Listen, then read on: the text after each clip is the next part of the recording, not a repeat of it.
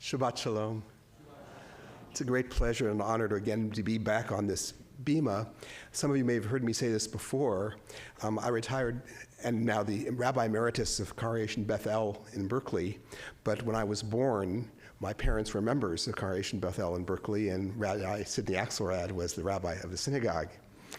40 years ago, I became the rabbi of a synagogue in San Francisco, and Rabbi Bloch was very gracious and kind to me as I was a very young rabbi, and Rabbi Martyr was the rabbi of our sibling congregation in Los Angeles, and she was a mentor to me then as well. So it's an honor to sort of feel like I'm standing on the bima with their spirits and with their presence.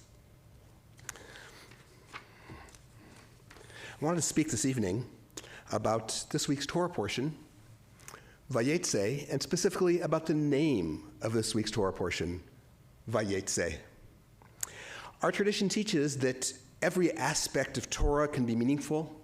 Even the accent marks, the letter shapes, and the layout of the scroll are sometimes interpreted as having significance. The Torah's truth can be disclosed in so many different ways. And each portion is given a name derived from the first significant word in the first verse of the portion. Often, but not always, the name hints at or relates to the content that follows.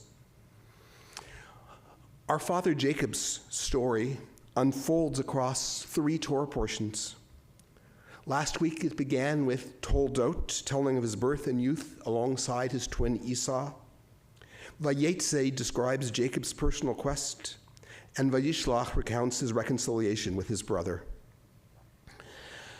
The secret of Jacob's biography and the closeted message of the Torah is disclosed in the name of this week's portion, Vayetze. The portion begins, Vayetze Yaakov, customarily rendered as Jacob left or Jacob departed. But the root of the Hebrew, Yud, Tzadi, Aleph, is the same as Hamotzi, our blessing for bread, the one who brings out, or Yitziat Mitzrayim, the exodus from Egypt.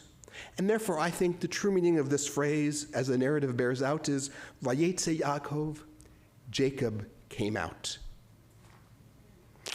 Jacob and his older brother Esau are opposites. Seen as Jungian archetypes, they mythically embody the conflict and the triumph of the settled agriculturalist over the hunter-gatherer.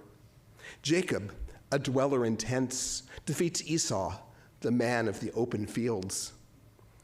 For the modern reader, Jacob and Esau present the characteristics and behaviors of classic male typologies. Esau is the macho, older brother who goes for extreme sports and adventure travel. He is the silent, butch NASCAR guy who lives from paycheck to paycheck, short on words and quick to act. I suspect he's kind of Trumpy too, and not afraid to say so. Esau is everything that his passive, nearsighted, unadventurous father Isaac is not. And the boy's father favors Esau. Jacob, on the other hand, is a mama's boy, staying close to home. In contrast to Esau's worldliness, he is a naif, an ishtam, the Torah says. He lives in awe of his brother and his father. For his bar mitzvah, he asked for a subscription to Gourmet magazine. But a closer reading also reveals that Jacob is indeed a classic queer character. Like the trickster in folklore, Jacob is the marginal figure who lives on wits and subterfuge to control his stronger brother. One day, Esau comes home from the hunt and says to Jacob, "Let me gulp some of that red stuff you are cooking."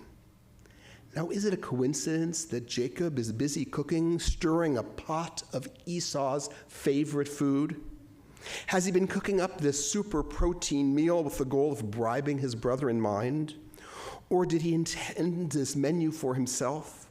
One more vain attempt to transform himself into someone he is not.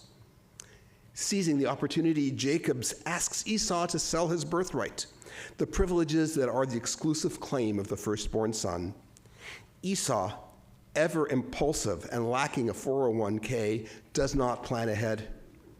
His future inheritance is trumped by the demands of the moment. Look, I'm about to die from hunger. What use is a birthright to me? Having long anticipated this very moment, crafty Jacob has the legal papers already drawn up and waiting. He does not allow Esau to eat until he has sworn an oath.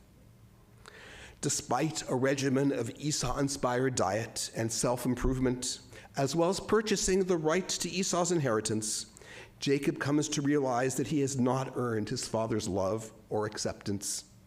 With his mother's help, he once again uses his trickster and domestic skills and arrives at his father's bedside in Esau drag, having cooked up the one simple dish that Esau knows how to make and the food that their father cannot resist. Jacob hides beneath smelly animal skins. Only then does he ask for Isaac's blessing. Much as he now yearns to become like his brother, cooking and eating Esau's food, dressing on Esau's clothes, he still can't pass. His Isaac discerns Jacob's otherness, declaring, Hayadayim yadei Esav, v'hakol, kol Yaakov, the hands are the hands of Esau, but the voice is the voice of Jacob. And all the same, Jacob secures the formal blessing reserved for Esau, but he runs away from his family home, more alienated and distant from his father than ever. He sets out on a journey heading towards Beersheba, the ancestral family home of his grandfather, Abraham. He flees without food or clothing and is wandering in the wilderness when he's overcome by a sudden darkness and throws himself down in the middle of nowhere, as he's already discovered that his life is nowhere without a sense of self. His efforts to become more like the brother he is not, and through this to secure his place in the family, have failed him. In this wild, unknown place, far from civilization, Jacob has a dream vision. God appears to him standing by a ladder whose feet touch the ground and whose top ascended to heaven. And Jacob is invited to ascend this ladder, to imagine himself in an entirely new way. Different from the language and images he has known until now, he wakes up with a new consciousness and declares, God was surely in this place, and I did not know. Where was the place where he encountered the presence of God? It was nowhere, the wild place, the unknown place. In Hebrew, the place, hamakom, means though not just the physical place, but also as a name for God. But thus he did not arrive at hamakom, the unnamed generic place, but rather at hamakom, and transformative encounter with the unnameable ground of all. What did he mean, therefore, when he said, God was in this makom, this place, but I did not know? The place to which he refers is himself within.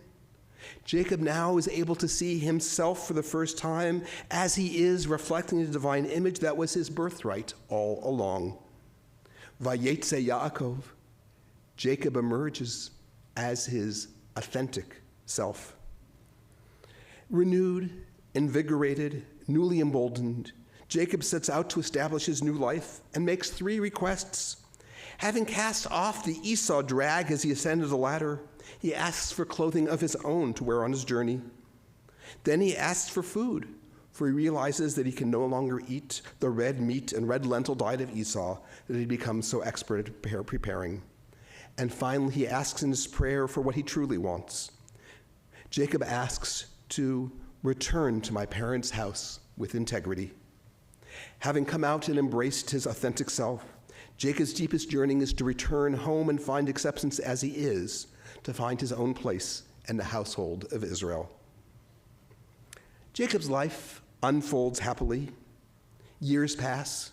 He is an adult and the head of a family, yet he has yet to ever reconcile with his brother Esau. And just as he struggles with Esau in the womb before he was born, now in next week's portion, I admit, he's about to encounter Esau alone. He engages in a tremendous struggle. A mysterious figure, not a human, wrestles with Jacob all through the night at the edge of the river Jabbok.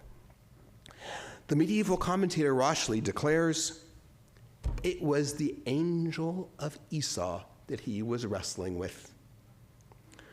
What representation of Esau had such power over him? It was not a human messenger who Jacob had to defeat, crossing the Jabbok River and embracing a new identity. Jacob still had to defeat his internalized Esau. He had not yet taken full ownership of his own identity. Only when he could finally subdue the belief that he still had to somehow become or be Esau could he complete his journey of reconciliation.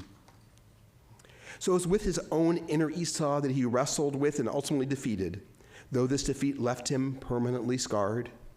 And out of the struggle, though, blessings emerged, including his new name, Yisrael. For the angel says, you have wrestled with beings divine and human and have prevailed.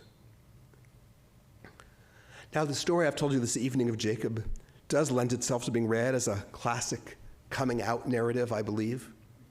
But even if we tell it stripped of its campy details, the story remains appealing because of its truth and resonance with so much of human experience. The yearning to uncover and realize the true self, the need to find food and sustenance as one lives out the journey, the heartfelt desire to integrate the whole self with the ancestral home of family, community, and culture, the lifelong tasks of acceptance, integration, and connection. May we, like Jacob, find the courage to come out into the fullness of who we are, meeting the challenges of life with integrity, embracing the divine presence within ourselves and our community. May each of us ascend our own ladder, discovering anew the sacredness in the wild, unknown places in our lives. Can you hear Ratzon? Shabbat Shalom.